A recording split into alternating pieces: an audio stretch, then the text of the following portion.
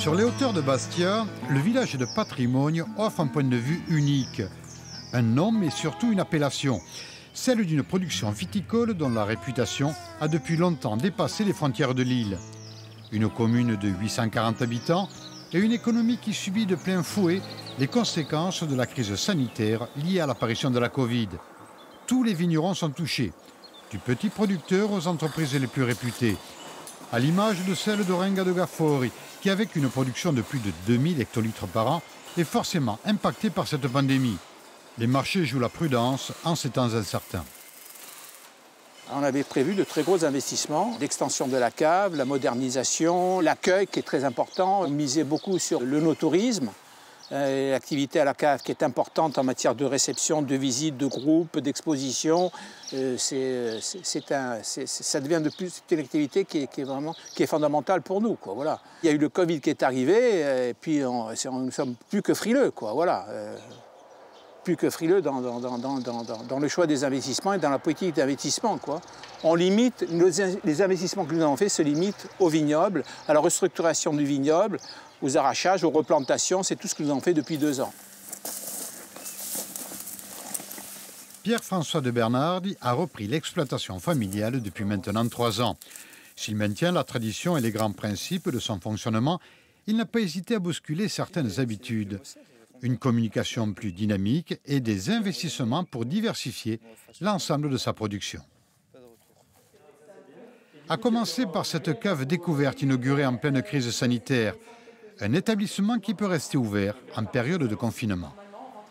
Il faut se réinventer. Bon, première chose, c'est on se dit il faut tenir la période. Ce qui a été très compliqué pendant le Covid, c'est qu'elle s'est étirée. Il y a eu le premier confinement, confinement d'hiver, ce confinement qui n'en finit plus.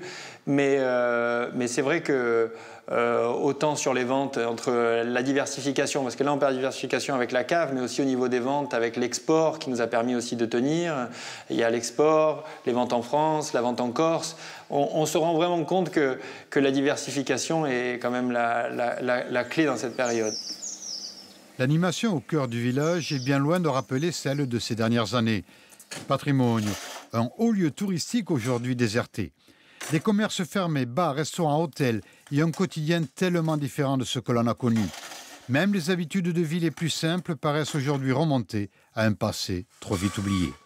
On l'a vu mal parce que c'était un point de rencontre.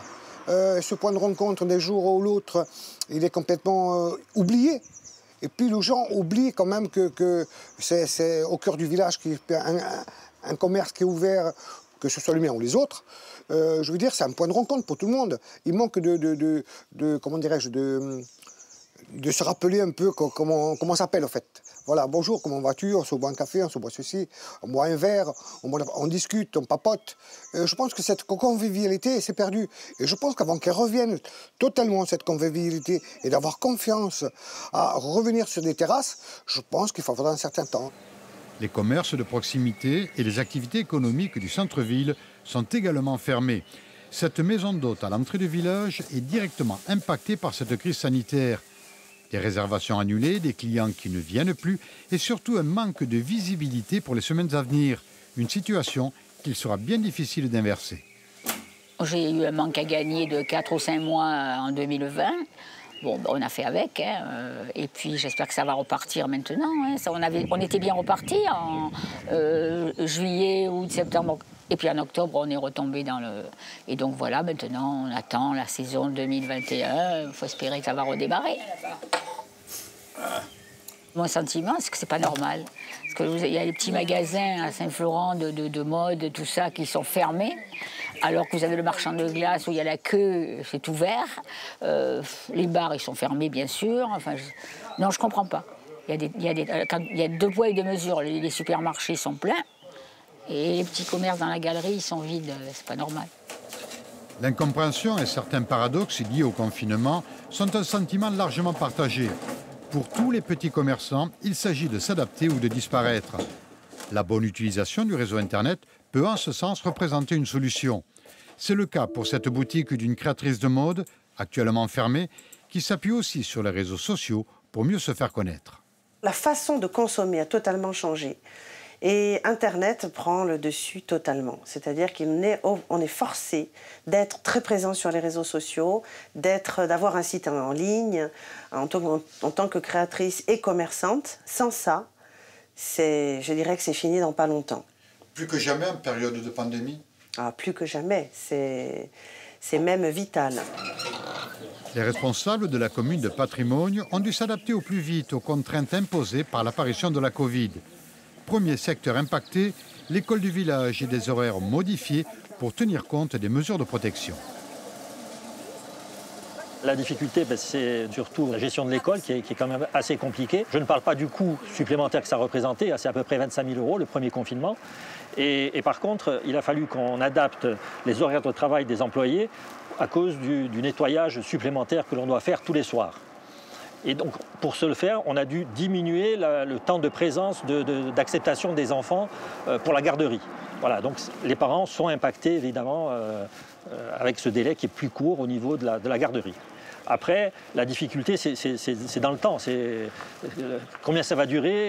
Est-ce qu'on a une perspective disant qu'on va pouvoir relâcher la pression? À quelle date? Voilà, c'est dommage de ne pas avoir de perspective. Patrimogne, village de vignobles, mais aussi paradis de la guitare. Depuis plus de 20 ans, un festival dédié à cet instrument a acquis une réputation internationale reconnue. Paco de Lucia, George Benson et autres Jeff Beck sont venus se produire sur la scène de ce théâtre de verdure. Une ambiance unique. Patrimoine, c'était aussi cela.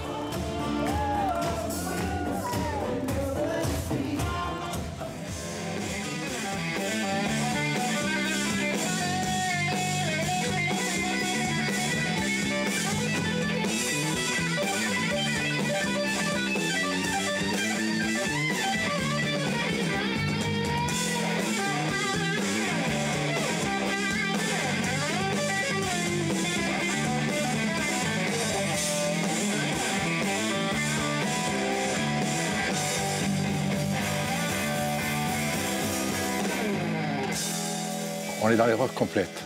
Une erreur complète.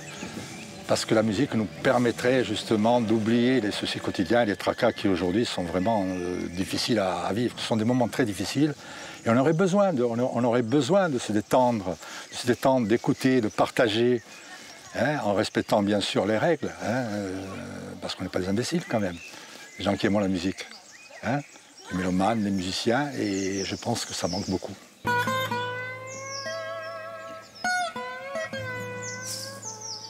Sans la musique, la vie serait une erreur.